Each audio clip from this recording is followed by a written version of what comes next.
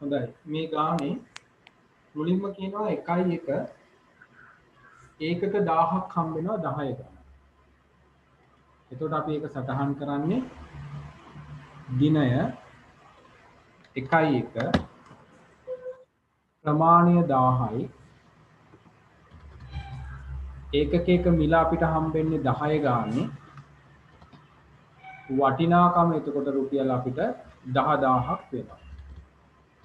ඒ 1 දිනටම ශේෂය 1 දිනට ශේෂය වෙන්නේ ඒකක 1000ක් අපි අරගෙන තියෙනවා. ඒ 1000 අරගෙන තියෙන්නේ 10 ගානේ වටිනාකම රුපියල් 10000ක් වෙනවා. ඊළඟට දිනය 1 2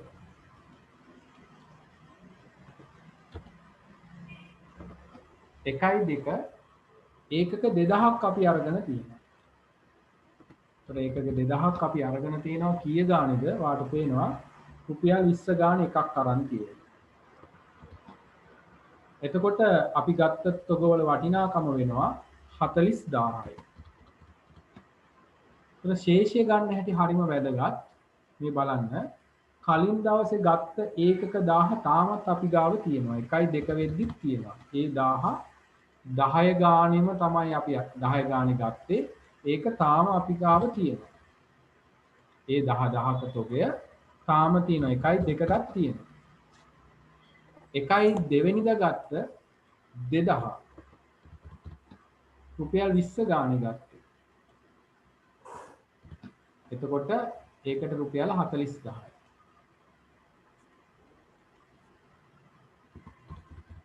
දැන් මේ දෙක එකතු කරලා බලපුවාම අපිට හොයාගන්න පුළුවන් කවදටද 1 දෙවෙනිදා වෙද්දී අපි ගාව තොග කීයක් තියෙනවද කියලා. තියෙනවද කියලා විතරක් නෙමෙයි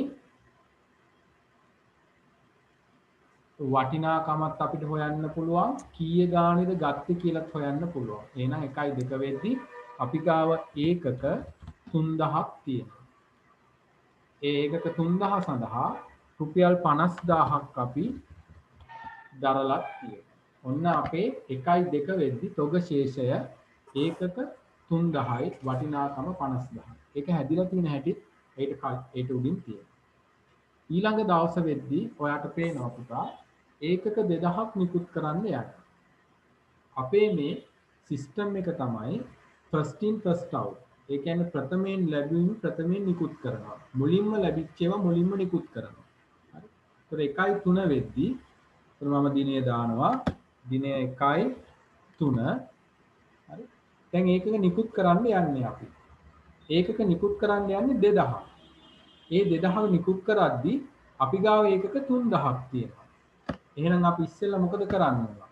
first in first out කියද්දී මුලින්ම අපිට හම්බුනේ ඒකක 1000යි. ඒ 1000 අපි අරගෙන තියෙන්නේ 10 ගාන. එතකොට 10 10යි. අපි ඒක ඉස්සෙල්ලා දෙන්න ඕන. අපි නිකුත් කරන්න යන්නේ ඒකක 2000ක් නේ 3000න්. ඒතර ඊළඟට අපි තව 1000ක් දෙන්න ඕන. ඒ 1000 දෙන්න ඕන අපි ඊළඟට ගත්ත 20 ගානේ තොග වලින්. එතකොට ඒකට යනවා 20000යි. හරි. එතකොට පැහැදිලි අපි ගාව ඉතුරු වෙනවා තව ඒකක 1000ක් ඒ කීය ගානේ ගත්තේ වයින්ද 20 ගානේ ගත්තේ වයි. ඒක එතකොට 20000ක් වෙනවා. අපි එකතු කරලා බලමු නිකුත් කරපු ප්‍රමාණය කොහොමද කියලා නිකුත් කරපු මිල කොහොමද කියලා එකතු කරලා අපිට බලන්න පුළුවන් දැන් අපිට. එහෙනම් ඒකක අපි 2000ක් නිකුත් කරලා තියෙනවා. ඒකක 2000ක් නිකුත් කරලා තියෙනවා. ඒක හරි දැන්. වටිනාකම රුපියල් 30000ක් වෙලා තියෙනවා. දැන් 50000න් 30000ක් ඒකක නිකුත් කරලා 20000ක් ඉතුරු වෙලා තියෙනවා. දැන් මම ඔයාලට පෙන්වන්න යන්නේ දැන් මේ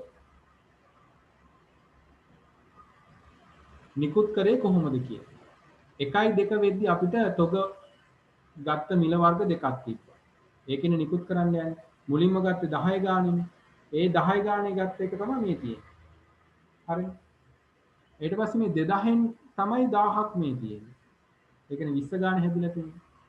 එහෙනම් දැන් මේ 2000න් 1000ක් තමයි මෙතන ඉතුරු වෙලා තියෙන්නේ. අන්න එහෙමයි වෙලා තියෙන්නේ. මම ඕන ආයෙ වාට පෙන්නන්නම්. අර මුලින්ම තියෙන ගත්ත 1000 තමයි මේ දීලා තියෙන්නේ. ඊට පස්සේ 2000න් තමයි මේ 1000 දීලා තියෙන්නේ. ඒ 2000න් තමයි මෙතන 1000ක් ඉතුරු වෙලා තියෙන්නේ. අන්න ඕමයි වෙලා තියෙන්නේ. ඔයා දැන් මේක ඉරි ගහ ගන්න යන්න එපා. කලින් එක පැහැදිලිනේ? ඒ නිසා. ඔව් සර්. ඊළඟට ඊළඟ දවස් වෙද්දී ආයෙ තොග ඒකක ගන්න යනවා. තොග ඒකක ගන්නවා ඒකක 1000ක් දින 1.4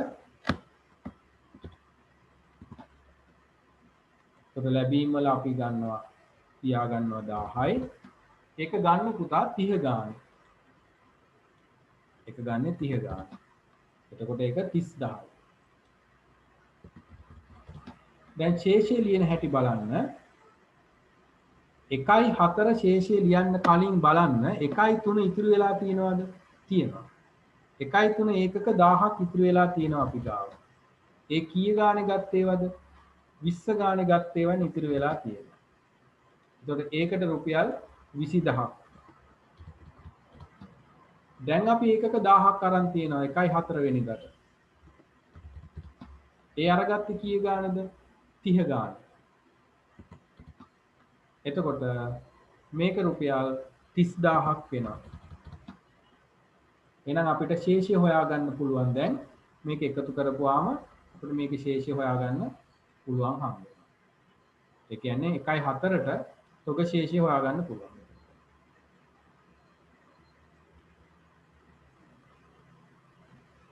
1.4 තොග තියෙනවා ඒකක 2000යි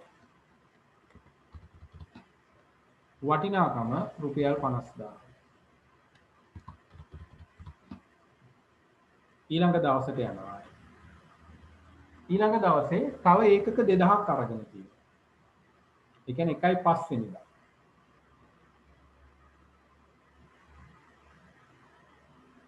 1.5 වෙනිදා ඒකක 2000ක් ගන්නවා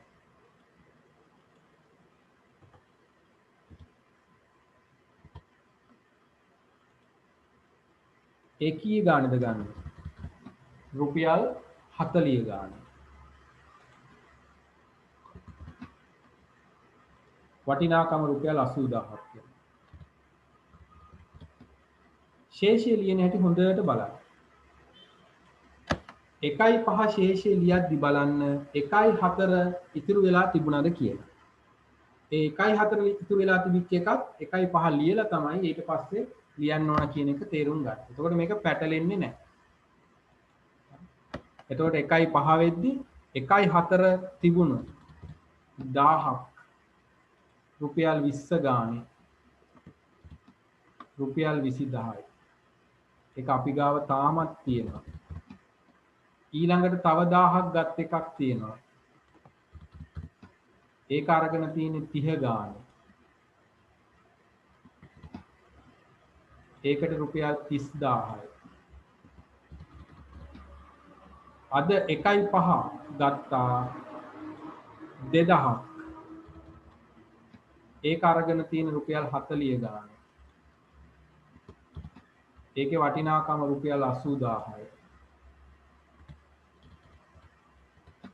දැන් 1.5 වෙද්දී තොග ශේෂය අපි හොයාගන්න පුළුවන් මේක එකතු කරලා.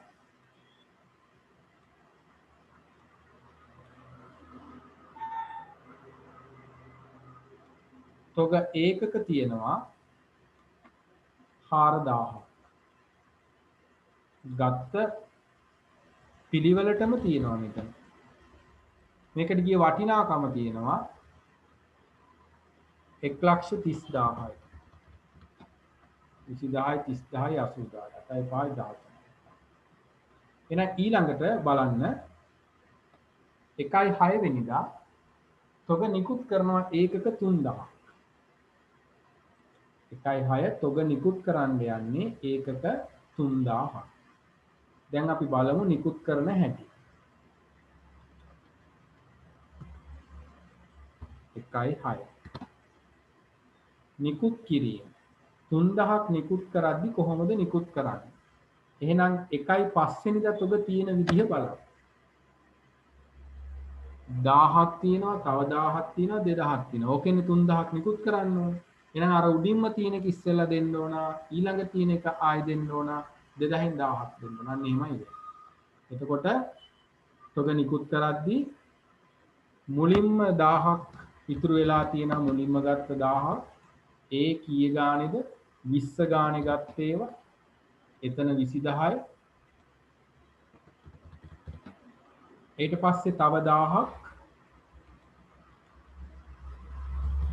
තියෙනවා 30 ගානේ ගත්ත ඒවා එතකොට එතන 30 3000ක් නිකුත් කරන්න යන්නේ තව 1000ක් දෙන්න ඕන ඒ 1000 දෙන්න ඕන අන්තිමට ගත්ත මිලෙන් ඒ කියන්නේ 40 ගානේ එතෙන්ට යනවා 40000යි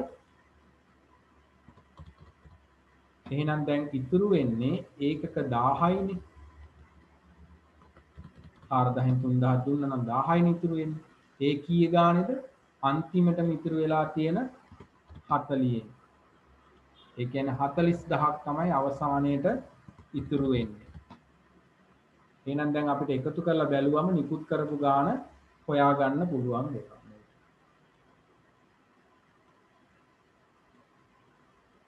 නිකුත් කරේ කීයද නිකුත් කරපු මිල කීයද කියලා දැන් මෙතන හොයාගන්න පුළුවන්.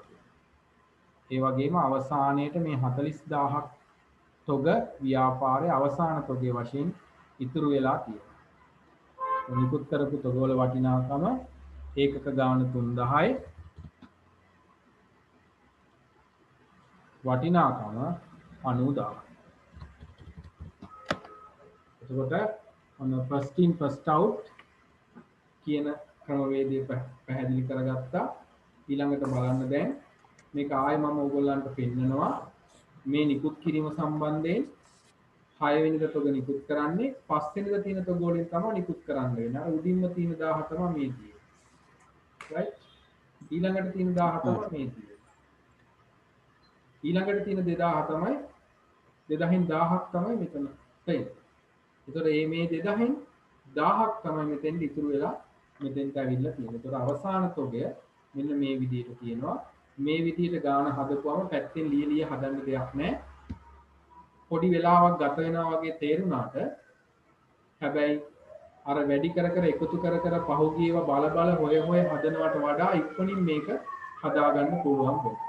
හරි first in first out තමයි මේ තමයි කරන්න පුළුවන් සරලම ලේසිම විදිය.